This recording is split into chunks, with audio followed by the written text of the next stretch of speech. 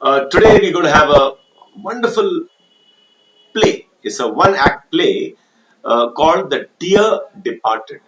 The Dear Departed. And this is the first part. So today's lesson will be the first part of the drama or play. So another word for drama is play, P-L-A-Y. So today we'll have a wonderful drama by William Stanley Haughton, who was a very talented dramatist. And the way he puts dialogues and the way he communicates ideas and the humor he puts it is just fantastic. And you will experience all that when we go into the lesson today. So shall we start? So this is a drama called The Dear Departed 1. When the curtain rises, Mrs. Slater, get the character? Mrs. Slater, S-L-A-T-E-R.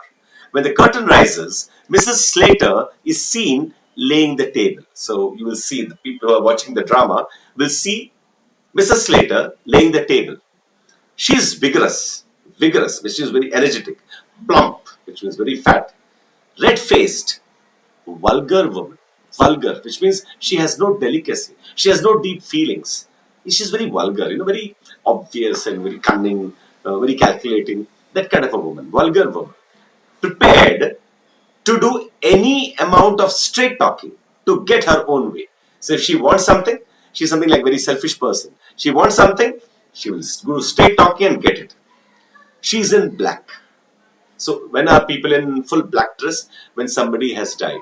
She's in black. She goes to the window, opens it and calls into the street. So somebody is there in the street, she's calling to her. Mrs. Slater. So we'll go for the dialogue by dialogue. So on the in the text, I'm sure all of you have the text with you. Mrs. Slater on the left. So all the characters will be on the left, the dialogues on the right. I will name the characters also, so that it will be very clear who is saying what. Mrs. Slater, sharply. Victoria! Victoria! Do you hear? Come in, will you? So she's calling Victoria, her daughter. Mrs. Slater. Again Mrs. Slater. I'm amazed at you, Victoria. I really am. Be off now and change your dress before your Aunt Elizabeth and your Uncle Ben come. It would never do for them to find you in colors with grandfather lying dead upstairs. So what does this dialogue reveal? That the grandfather of Victoria, which means her father, Mrs. Slater's father, is dead upstairs. Victoria, what are they coming for? They haven't been here for ages. They haven't been here for ages. Ages means for many years. Mrs. Slater, they're coming to talk over poor grandpa's affairs. Your father sent them a telegram as soon as we found he was dead. A noise is heard. Henry Slater, a stooping, bent, heavy man with a drooping moustache enters. So Henry Slater is the husband of Mrs. Slater. So three characters have been introduced in the drama. The first one is Mrs. Slater. The second one is her daughter Victoria. And the third one now, Henry Slater has entered. He is wearing a black tailcoat, grey trousers. He's wearing a black tailcoat, grey trousers, a black tie and a bowler hat. So he's in black. So he's also what is called in mourning. Mourning, M-O-U-R-N-I-N-G. Mourning means when somebody dies, we wear black. In the West, they wear black. Henry. Now the Henry's dialogue. I'm wondering if they'll come at all. When you and Elizabeth quarreled, she said she had never set foot in your house again. She said she had never, which means she would never, set foot in your house again. So this shows that Mrs. Slater and her sister, who is coming now, had a fight. And her husband is saying, Henry is saying, I'm wondering if they'll come at all. Mrs. Slater, she will come fast enough after her share of what our fathers left. So she's coming for her share. She's revealing it so crudely. The grandfather is dead. They're talking about share here. You know how hard she can be when she likes. Where she gets it from, I can't tell. Where she gets it from, I can't tell. Why is she like that? I can't tell. Then Henry says, I suppose it's in the family. Pause. Where are my slippers? Mrs. Slater, in the kitchen. But you want a new pair. Those old ones are nearly worn out. Worn out means they have become spoiled. nearly breaking down. You don't seem to realize what it's costing me to bear uh, up like I'm doing. She's trying to cry.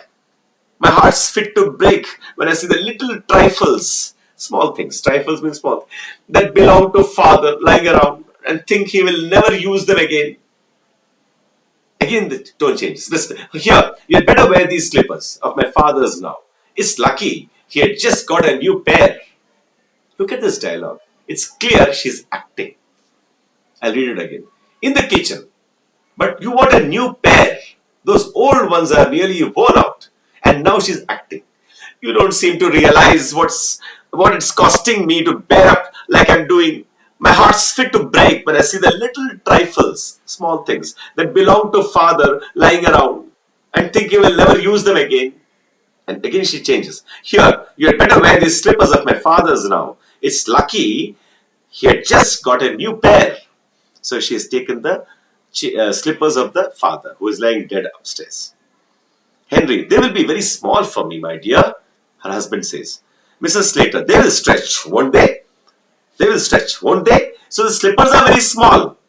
The slippers are very small. But she says they will stretch. I'm not going to have them wasted. She has finished laying the table. Henry, I've been thinking about that bureau of my father's that's in his bedroom. Bureau is a kind of cupboard, small cupboard, a table like cupboard, and she's thinking about his bureau, which is there on the top. You know, I always wanted to have it after he died. Now look at this woman, Mrs. Slater. She's thinking of the bureau in her father's room when he's dead there. Henry, you must arrange with Elizabeth when you are dividing things up. So her husband is better than her. He says, wait for Elizabeth. Elizabeth is a sister who is coming now. Elizabeth, Mrs. Slater. Elizabeth, that sharp, she will see I'm after it and we will drive a hard bargain over it. So she says, if Elizabeth comes to know, she will know that I want it and she will go for a hard bargain. Bargain means I want it, you want it, how much do you want? That debating is called bargaining. Henry, perhaps she's got her eye on the bureau as well.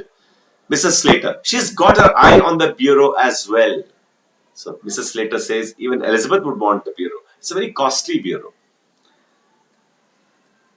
Mrs. Slater, she's never been here since father bought it.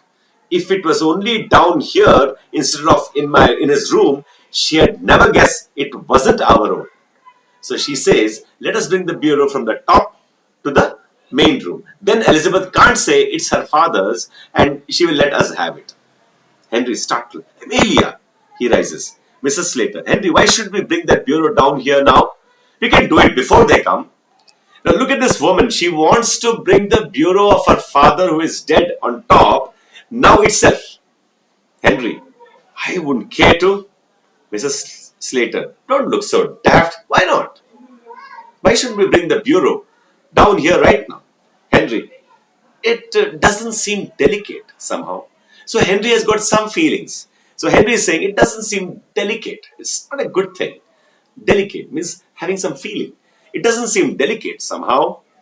Mrs. Slater, we could put that shabby old chest of drawers upstairs where the bureau is now.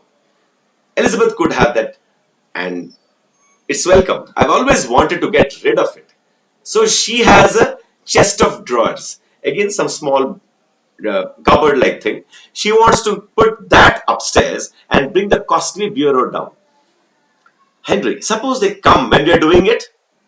So Henry listens to his wife. Whatever she says, even if he thinks it's wrong, he listens to it. Suppose they come when we are doing it. Mrs. Slater, I'll fasten the first front door. Fasten, F-A-S-T-E-N. I'll fasten the front door. Get your coat off, Henry. We will change it. Mrs. Slater goes out to fasten the front door. She fastens. Henry takes his coat off. Mrs. Slater reappears. Mrs. Slater, I'll run up and move the chairs out of the way. Victoria appears, dressed according to her mother's instructions. So Victoria, Mrs. Slater's daughter, comes now and she's dressed in black again. Victoria, what have you got your coat off for, father? Henry, Henry, mother and I are going to bring grandfather's bureau down here. Are you planning to pinch it? Pinch it means steal it. She's directly asking, do you want to steal it?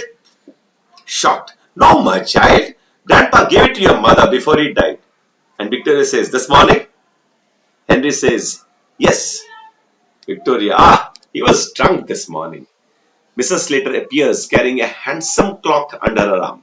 She gets a handsome clock. Wonderful clock also she has taken from her father's room. Mrs. Slater, I thought I'd fetch this down as well. She puts it on the mantelpiece, on the head. Our clock's worth nothing, and this always appealed to me. Again, you can see clearly what the author is doing. He's revealing the character of Mrs. Slater, and this happens in real life. Somebody dies and people are thinking of getting the bureau, getting the clock, everything they want, even when he has just died and they know it. So that's the kind of woman Mrs. Slater is. Victoria, that's grandpa's clock. So for Victoria, it's a grandfather. Be quiet, it's ours now. Come, Henry, lift your end. Henry and Mrs. Slater, very hot and flushed. They're carrying and they're all, sweating, stagger in. Slowly, the stagger means, move not steadily. In with a pretty old-fashioned bureau containing a locked desk. They put it where the chest of drawers was and straighten the ornaments, etc. There is a knock at the door. The knocking is repeated. Victoria ushers in Ben and Mrs. Jordan. Now, this Ben and Mrs. Jordan is a sister of Mrs. Slater and Ben is Mrs. Jordan's husband. The latter, which means Mrs. Jordan, is a stout, complacent woman. Complacent means she's very cool. She doesn't get excited. With an irritating air of being always right. Some people, they carry themselves and they say, I'm always right. She's wearing an outfit of new mourning. So she's also in black.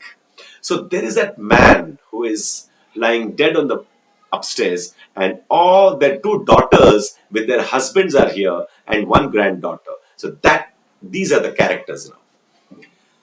Ben is also in complete new mourning. He's rather a jolly little man. He's a jolly man. But at present trying to adapt himself to the regrettable occasion. Regrettable means you don't like it. You do something wrong and you regret it, or something negative is there and you regret it. It should be like that. That is regrettable. Mrs. Jordan sails into the room and solemnly, very seriously, goes straight to Mrs. Slater and kisses her. The men shake hands. Well, Amelia, and so he's gone at last. So Mrs. Jordan, the second daughter, tells her sister, well, Amelia, and so he has gone at last. Mrs. Slater, yes, he is gone. He was 72, a fortnight last Sunday. She slips back a tear, she's crying and all. It's all acting. Now, Amelia, you mustn't give way, Ben says. We've all got to die sometime or the other. Mrs. Jordan, and now perhaps you will tell us about it. How did he die? What happened? Now the author is revealing how that man upstairs really died. Mrs. Slater, father had been merry this morning. Merry, he was very happy. He went out soon after breakfast to pay his insurance. My word, it's a good thing he did, Ben says. Ben. Mrs. Jordan, he always was thoughtful in that way. He was too honorable to have gone without paying his premium. So they're talking about premium and insurance now. Henry, and when I came in, I found him undressed, sure enough, and snug in bed. Snug means very comfortable, S-N-U-G, in bed. Mrs. Slater, and when we had finished dinner, I thought I'd take up a bit of something on a tray. He was lying there for all the world as if he was asleep. So I put up the tray down on the bureau, on the chest of drawers, she's correcting herself, and went to waken him. He was quite cold. A pause. They wiped their eyes and sniffed back tears, and they're all acting. Mrs. Slater, rising briskly at length, in a businesslike tone. Well, Will you go up and look at him now, or shall we have tea? So she's saying, shall we go and see him, or shall we have tea first? So it's very strange, they want to have tea. Mrs. Jordan, what do you say, Ben? She's asking her husband. What do you say, Ben? Should we have tea, or should we go up? Ben, I'm not particular. Mrs. Jordan, surveying the table. Well then, if the kettle is ready, we may as well have tea first. Mrs. Slater puts the kettle on the fire and gets tea ready. One thing we may as well decide now is the announcement in the papers. Mrs. Jordan, I was thinking of that. What would you put? There's a pause. Mrs. Jordan, well, we'll think about it after tea. And then we'll look through his bits of things and make a list of them. There's all the furniture in his room. There's no jewelry or valuables of that sort, Henry says. Mrs. Jordan, except his gold watch. He promised that to our Jimmy. So she's already saying, there's a gold watch, and that gold watch should come to my son. The son is not here, he's at home. Promised your Jimmy? I never heard of that. Mrs. Slater says that. Mrs. Jordan, oh, but he did, Amelia, when he was living with us. He was very fond of Jimmy. Mrs. Slater, well, I don't know, amazed. So they're already having a kind of, a small fight over the gold watch. Ben, anyhow, there's his insurance money. Have you got the receipt for the premium he paid this morning? Mrs. Slater, I've not seen it. Victoria jumps up from the sofa and comes behind the table. The granddaughter, the daughter of Mrs. Slater. Mother, I don't think Grandpa went to pay his insurance this morning. Mrs. Slater, he went out. Victoria, yes, but he didn't go into the town. He met old Mr. Tattersall down the street and they went off past St. Philip's Church. Ben, do you think he hasn't paid it? Was it overdue? So they're worrying about the insurance and the premium now. I should think it was overdue, Mrs. Slater says. Mrs. Jordan, something tells me he has not paid it. Ben, the drunken old beggar, is already shouting at that man who is dead. Mrs. Jordan, he has done it on purpose, just to annoy us. Annoy means irritate. Annoy, A-N-N-O-Y. He has done it on purpose, just to annoy us. Mrs. Slater, after all I have done for him, having to put up with him in the house these 3 years is nothing short of swindling. Swindling means cheating, stealing. Mrs. Jordan, I had to put up with him for 5 years. So the first daughter had had taken care of the father for 5 years, and the second daughter for 3 years. Mrs. Slater, and you were trying to turn him over to us all the time. Henry, but we don't know for certain that he has not paid the premium. We don't know. Then Mrs. Slater says, Victoria, run upstairs and fetch that bunch of keys that's on your grandpa's dressing table. Victoria timidly, in grandpa's room? I mean, there's a dead body, so she's frightened. Mrs. Slater, yes. Victoria, I don't like to, because the dead body. Mrs. Slater, hey, don't talk silly. There's no one can hurt you. There is no one can hurt you. Victoria goes out reluctantly. R-E-L-U-C-T-A-N-T-L-Y. I mean, you don't want to do something, but you're forced to do it. That is called reluctantly. We will see if he's locked the receipt up in the bureau. Ben, in where? In this thing? He rises and examines it. No, the bureau they got from top to bottom. Mrs. Jordan also rising. Where did you pick that up, Amelia? It's new since last I came here. They examine it closely. Oh, Henry picked it up one day, Mrs. Slater says. Victoria returns, very scared. Now, Victoria comes from the top, upstairs, very scared. She closes the door after her. Mother! Mother! What is that, child? Grandpa's getting up! Grandpa's getting up. What? What do you say? Mrs. Slater. Victoria, Grandpa's getting up. The child's crazy, Mrs. Jordan says. Mrs. Slater, don't talk so silly. Don't you know? Your grandpa's dead. Victoria, no, he's getting up. I saw him. They're transfixed. Everybody is shocked with amazement. Victoria clings to Mrs. Slater, her mother. Suddenly, hey, listen. They look at the door. A slight chuckling is heard from upstairs. Chuckling is small laugh. Small laugh. That kind of a thing is called chuckling. A slight chuckling is heard from upstairs. The door opens, revealing means showing an old man clad in a faded but gay, very happy, gay means happy, dressing gown. He is in his stockinged feet, socks are on. Although over 70, he is vigorous, very strong, and well colored, full of color. His bright, malicious eyes, twinkle, mischievous. Here, malicious means mischievous eyes twinkle under his heavy reddish gray eyebrows. So he's got reddish gray eyebrows, and he's got a naughty look on in his eyes. He's obviously either the old man Abel, Merryweather, or else his ghost. So this is like an interval here. Dear departed, part 1 stops here, and now we'll try to find out how did they think that he had died, and who is this man who has come up from the dead, or is it real, or what's going to happen next. That completes 2A of Dear Departed, and next lesson we'll meet again. Here is NRK Academy signing out, and we'll come back with Dear Departed 2 in the next lesson. Thank you so much.